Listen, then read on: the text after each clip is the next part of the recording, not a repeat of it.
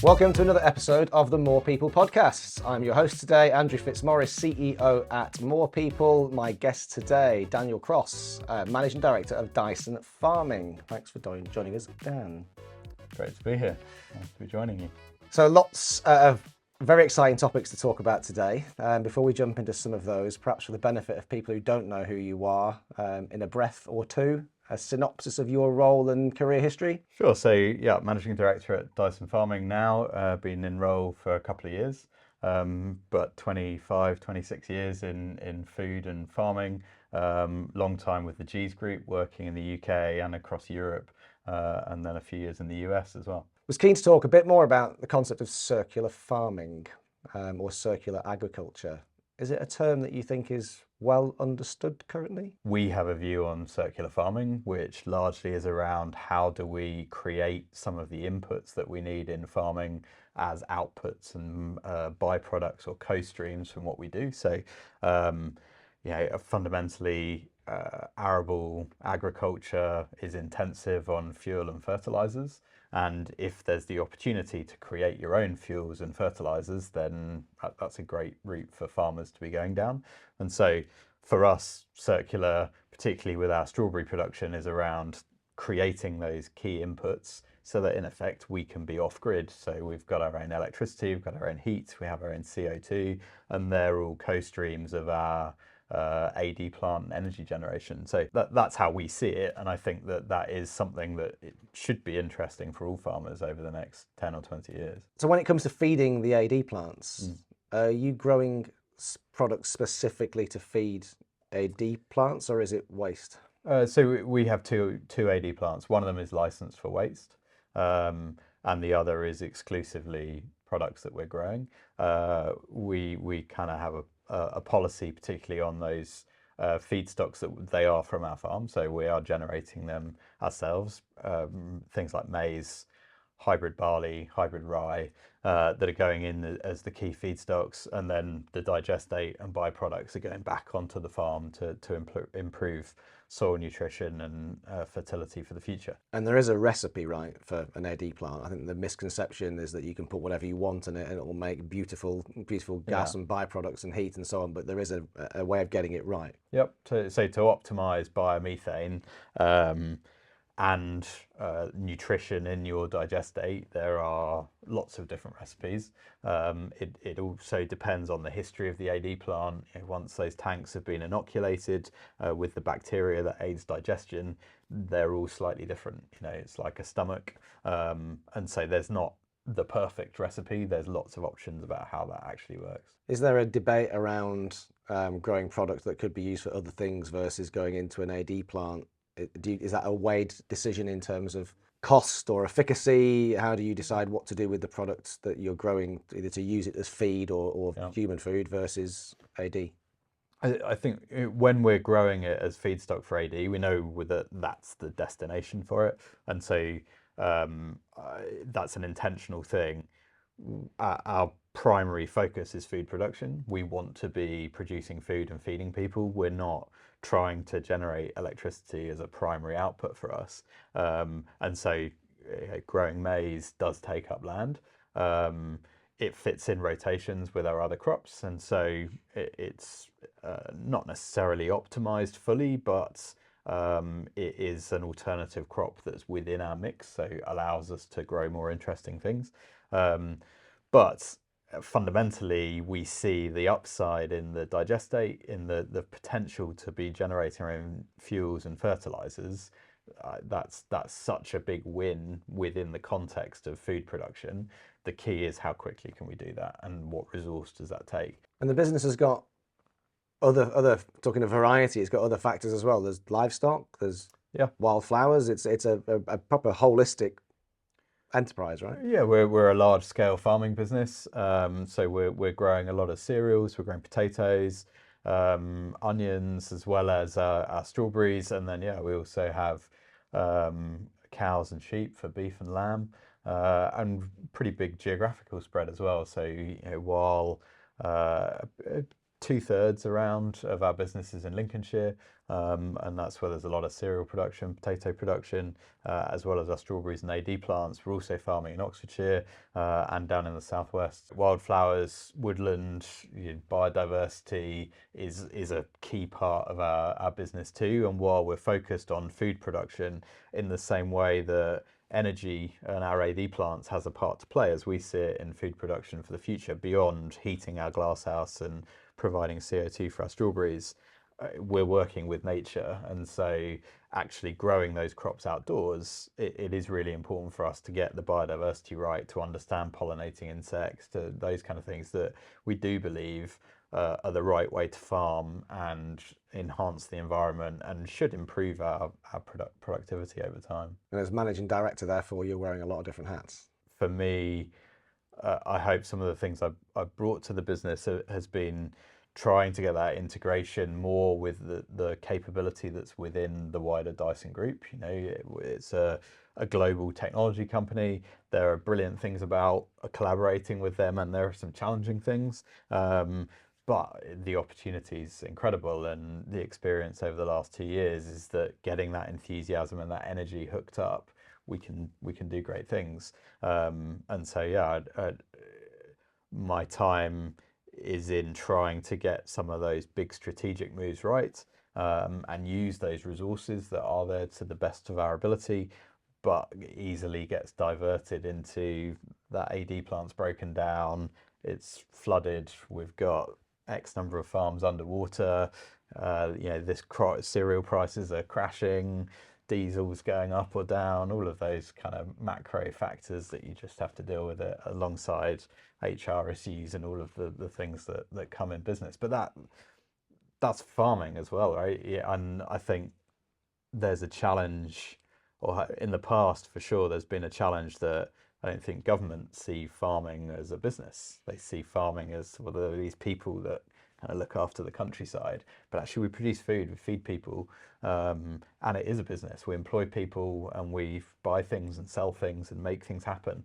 And I think that's part of being a farmer, is having those things. And while we have a large scale farm and some difference and some uniqueness in Dyson farming, many of those challenges and issues are what lots of farmers are dealing with every day. There's when you look at government expense, far and away the most expensive part of the government is the NHS, and it is running our healthcare systems. And they're talking today about, when the NHS was designed, people weren't living as long, so there were far less systemic disease issues where you're trying to support people through being unwell for 10 or 20 years towards the end of their life. And actually some of the fundamental ways to deal with that are in diet and nutrition. And if we can grow it, that should be the role of farmers in the UK, is produce here in the UK, lower carbon footprint food, don't import stuff. And we need to be growing more fruit and vegetables. We need to be feeding people better. And that should have a knock-on impact on those health outcomes. That means that it is so important for the government. And at the moment, I think it's been misunderstood or mischaracterized, the role that farmers and food producers play. And I hope it's changing. I think we're at a moment where we are starting to see early signs that can be different. Between the disconnection between the reality of what goes on in our sector, which if you're in it, you understand, but perhaps if you're not in it, you don't understand it very well. I think in part, yeah, I think it's a little bit about our food culture too. And it does concern me slightly that we're leaning more to a North American food culture than a European food culture. And I think you're seeing more drive-through restaurants and the kind of nutrition and calorific intake you get from some of those kind of things, as opposed to a more European approach of what's in season, what's local, whether that's something that we would be having for lunch today, or and I think that somehow we have to connect people more with food, and people are encouraged to understand where it came from and what it does for them or not. And I think those things are important. Unfortunately, supermarkets and supermarket brands mean that you buy it from whichever one you want to pick, Tesco, Sainsbury's, Waitrose, Aldi, Lidl, that's where your food comes from. And so where did it actually come from? And yeah, maybe it was Ethiopia and maybe it was Cornwall. I bought it in Aldi. It doesn't necessarily support that culture where, if you were in Normandy, you'd be in a supermarket and you would be very clear the stuff that comes from Normandy is very clearly labelled, is very apparent. And if you go to a local restaurant, you'll get the speciality of that week or that month that will be related to what's produced in that region. And we have that. We have all of those producers. We just don't make the connection quite as well because supermarkets have had a role to play in efficient supply chains, freshness, quality, price, and there is, I would say, there's a difference as well between a brand and a mark. And so, if you go to New Covent Garden Market tonight, you'll see lots of people's product with their name on it as a mark, and that means something going into a restaurant and has a place to play. I think a consumer brand is something quite different and has to have things that it stands for and has to be able to communicate. And I do think that is an opportunity to have some more brands, particularly in fresh produce, but actually across the wider retail sector too, to be able to get that connection with consumers. But it has to work, if it's got your name on it, but the consumer doesn't understand who you are or why or where you're growing that product or assembling that item, it doesn't help. And so there's a difficult balance to get right. And I think as well, you see, supermarkets have an understanding that brands have a part to play because they tier their ranges.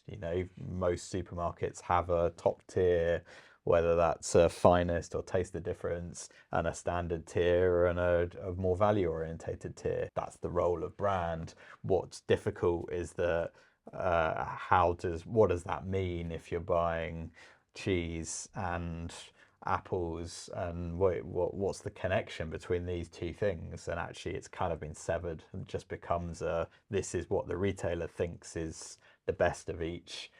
Why? Well, how do you communicate why that's special? You can do that if you know that this is a specific brand that's been made in a specific place using whatever the ingredients that are natural and good to be grown in that area of the country or whatever it is. And that's the bit where there's the opportunity, I think, to communicate provenance, communicate trying to do different things. We certainly have some ideas and are developing some things that hopefully allow us to do that. Well, I would imagine if you've got the consistency, the point of difference, and a narrative that people can latch onto and care about and believe because it's something they get behind and passionate about as a brand, yeah, then that's where it goes somewhere. Yeah, you'd hope so. And you're right, education matters too. But if you can communicate with adults and kids and have something that has a meaningful connection and do good things with it, then I hope that it would have an impact over time. And that's what we're working on, what our role is in that mix. One question to finish on that we're asking all of our guests is, if you had a time machine and could go back in time and talk to your 24-year-old self, God, 24. What piece of advice would you give to your 24-year-old self? What do you wish you knew then that you know now? I think the great thing about being 24 is you don't know what you don't know. And so you feel there's all these things ahead of you and that you could do and want to get done, and you've got to put in the hours and really chase after it and go get it. And I think actually if I'd taken a step back, I could have prioritized differently and been bolder and more confident in what those things were that I wanted to do and wanted to get done, and probably ease up a little bit on just being 100 miles an hour and get as much done as quickly as possible. So I don't know what the specific bit of advice would be, but yeah, probably be bolder, be actually prioritize better, be more confident in making it happen, and less eager to just be on the treadmill and thinking that the more I work and the longer hours I do, it's going to come, and that would probably be it. Well.